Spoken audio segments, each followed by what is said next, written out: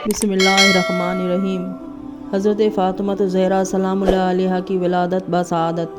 حضرت فاطمہ زہرا سلام اللہ علیہ پیغمبر اسلام حضرت محمد مصطفیٰ صلی اللہ علیہ وآلہ وسلم و جناب خدیجہ الکبریٰ کی اکلوتی بیٹی اور حضرت علی علیہ السلام کی رفیقہ حیات اور امام حسن امام حسین علیہ السلام، جناب زینب و ام کلثوم علیہ السلام کی مادر گرامی اور 9 اماموں کی جدہ ماجدہ ہیں۔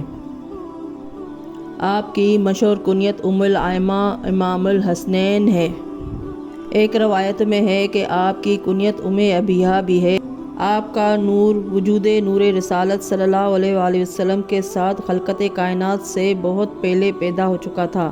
البتہ آپ کے ظاہری نمود و شہود کے لیے علماء نے لکھا ہے کہ آپ معراج رسالت مآب صلی اللہ علیہ وآلہ وسلم کے بعد سن 5 بعثت میں بتاریخ 20 جمادی الثانی یوم جمعہ مکہ معظمہ میں پیدا ہوئیں۔ آپ کا سال ولادت عام فیل کے لحاظ سے سن 46 ہے۔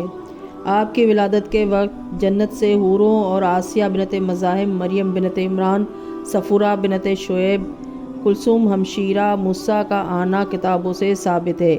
جناب خدیجہ الکبریٰ کا بیان ہے کہ چونکہ میں نے اپنے قبیلے کے منشا کے برخلاف سرور کائنات صلی اللہ علیہ وآلہ وسلم سے شادی کر لی تھی، اس لیے میری قوم نے میرا بائیکاٹ کر دیا تھا۔ میں نے ولادت کے وقت حسب دستور اطلاع دی لیکن کوئی نہ آیا۔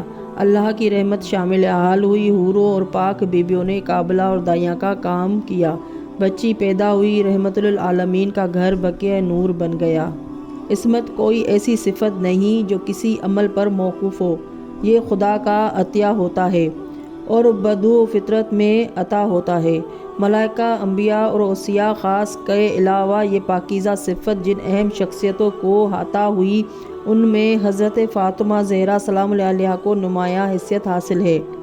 علماء کا اتفاق ہے کہ جس طرح 1,24,000 انبیاء اور 12 امام دنیا میں ہدایت خلق کے لیے بھیجے گئے اور سب معصوم تھے، اسی طرح صنف نازک کے لیے حضرت مریم حضرت فاطمہ زہرا سلام اللہ علیہ تشریف لائیں، اور یہ دونوں بیویاں معصوم تھیں اور دونوں کی عصمت پر قرآن گواہ ہے۔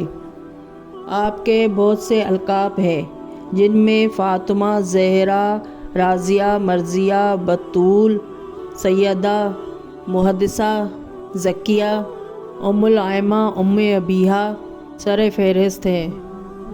محدثین کا بیان ہے کہ حضرت فاطمہ زہرا سلام اللہ علیہ کو پروردگار عالم نے اپنی کنیز خاص بتایا ہے۔ بارہا دیکھا گیا ہے کہ حضرت سیدہ نماز میں مشغول ہوتی تھیں اور فرشتے ان کے بچوں کی گہوارہ جنبائی کیا کرتے تھے، اور جب وہ قرآن پڑھنے میں مشغول ہوتی تھیں تو فرشتے ان کی چکی پیسا کرتے تھے۔ حضرت رسول کریم صلی اللہ علیہ وآلہ وسلم نے گہوارہ جنبائی کرنے والے فرشتے کا نام جبرائیل اور چکی پیسنے والے کا نام اکابیل بتایا ہے۔ بی بی فاطمہ کا عہد رسالت صلی اللہ علیہ وآلہ وسلم میں کیا توقیر و استقبال تھا۔ پیغمبر اسلام کے عین حیات فاطمہ زہرا سلام اللہ علیہ کی قدر و منزلت، عزت و توقیر کی کوئی حد نہ تھی۔ انسان تو درکنار ملائکہ کا یہ حال تھا کہ آسمانوں سے اتر کر زمین پر آتے اور فاطمہ کی خدمت کرتے تھے۔ کبھی جنت کے طبق لائے، کبھی حسنین کا جھولا جھلا کر فاطمہ کی نعت کی۔ اگر ان کے منہ سے عید کے موقع پر نکل گیا بچوں تمہارے کپڑے درزی لائے گا، تو خازن بشت کو درزی بن کر آنا پڑا۔ حد ہے کہ ملک الموت بھی آپ کی اجازت کے بغیر گھر میں داخل نہ ہوتے تھے۔ علامہ عبد المومن حنفی لکھتے ہیں کہ سرور کائنات صلی اللہ علیہ وآلہ وسلم کے وقت اخیر فاطمہ زہرا کے زانوں پر رسالت مآب تھا۔ ملک الموت نے دق الباب کیا اور اذن حضوری چاہا۔ فاطمہ نے انکار کر دیا۔ ملک الموت دروازے پر رک گئے لیکن مکان میں داخل ہونے پر اصرار کرتے رہے۔ فاطمہ کے متواتر انکار پر ملک الموت نے قدرے لہجے بدل کر آواز دی۔ فاطمہ رو پڑی اور آپ کے آنسو رخسار رسالت پر گرے۔ پیغمبر اکرم صلی اللہ علیہ وآلہ وسلم نے پوچھا کہ کیا بات ہے؟ آپ نے واقعہ بتایا۔ حکم ہوا اجازت دو، یہ ملک الموت ہے۔ آپ کی عبادت کا یہ حال تھا کہ آپ بے شمار نمازیں شب و روز میں پڑھا کرتی تھیں۔ آپ نے اپنے پدر بزرگوار کے ہمراہ 10 ہجری میں آخری حج فرمایا تھا۔ حضرت فاطمہ زہرا سلام اللہ علیہ کا نظام عمل شوہر کے گھر جانے کے بعد آپ نے جس نظام زندگی کا نمونہ پیش کیا وہ طبقِ نسواں کے لیے ایک مثالی حیثیت رکھتا ہے۔ آپ گھر کا تمام کام اپنے ہاتھ سے کرتی تھی، جھاڑو دینا، کھانا پکانا، چرگا کاٹنا، چکی پیسنا، بچوں کی تربیت کرنا، یہ سب کام اور اکیلی سیدہ عالم۔ لیکن نہ کبھی تیوری پر بل آئے اور نہ کبھی شوہر سے اپنے لیے مددگار یا خادمہ کی فرمائش کی۔ پھر جب 7 ہجری میں پیغمبر خدا صلی اللہ علیہ وآلہ وسلم نے ایک خادمہ عطا کی جو فضہ کے نام سے مشہور ہے، تو رسول اللہ صلی اللہ علیہ وآلہ وسلم کی ہدایت کے مطابق سیدہ عالم فضہ کے ساتھ ایک کنیز کا سا نہیں بلکہ ایک عزیز و رفیق کا جیسا برتاؤ کرتی تھیں، اور ایک دن گھر کا کام خود کرتی تھیں، ایک دن فضہ سے کام لیتی تھیں، اور اس طرح خادمہ کو خادمہ ہونے کا تصور پیدا نہ ہونے دیتی تھیں۔ دراصل یہ مساوات محمدی کی اعلیٰ مثال ہے۔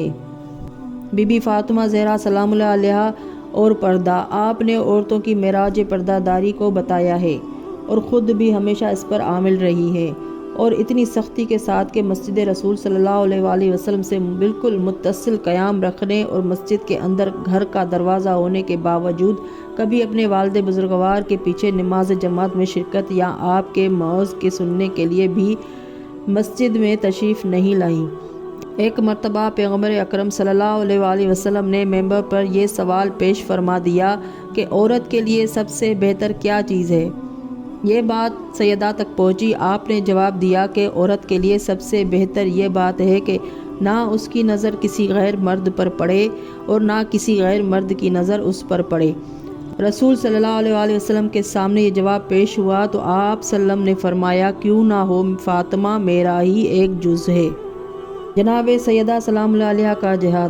اسلام میں عورت کا جہاد مرد سے مختلف ہے، اس لیے سیدہ نے کبھی میدان جنگ میں قدم نہیں رکھا، مگر رسول اللہ صلی اللہ علیہ وآلہ وسلم جب کبھی زخمی ہو کر گھر واپس تشریف لاتے تھے تو پیغمبر صلی اللہ علیہ وآلہ وسلم کے زخموں کو دھلانے والی اور حضرت علی علیہ السلام جب خون میں ڈوبی ہوئی تلوار لے کر آتے تھے تو ان کی تلوار کو صاف کرنے والی فاطمہ زہرا ہی ہوتی تھی۔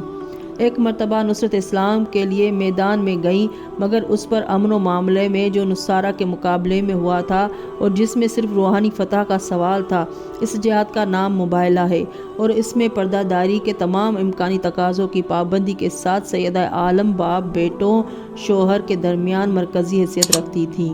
اللہم صلی علی محمد وآل محمد۔ ناظرین، میرا چینل سبسکرائب نہیں کیا ہے تو سبسکرائب کر لیں۔ اگلی ویڈیو تک کے لیے اللہ حافظ۔